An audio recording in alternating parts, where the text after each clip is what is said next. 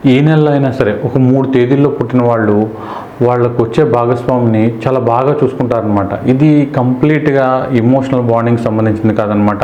వాళ్ళకి ఇచ్చే కంఫర్ట్స్ అనమాట. వాళ్ళని పనిలోకి పంపించడం గానీ, వాళ్ళని ఎక్కువ కష్టపెట్టడం గానీ, లేకపోతే వాళ్ళని గొడ్డు చాకరీ చేయించడం కానీ చేయరనమాట. వీళ్ళని చాలా కంఫర్ట్‌గా చూసుకోవడం, కుదిరితే బైకుల్లో, కార్‌ల్లో, బస్సులు ఎక్కనివ్వకుండా చాలా జాగ్రత్తగా చూసుకోవడం, వాళ్ళకి కావాల్సినవన్నీ కొనిపెట్టడం, ఏది కావాలన్నా వెంటనే తెప్పించడం, ఇలా అనమాట. చాలా చక్కగా చూసుకునేవాడు. ఇది కంప్లీట్‌గా మెటీరియల్ కంఫర్ట్స్కి సంబంధించిందనమాట.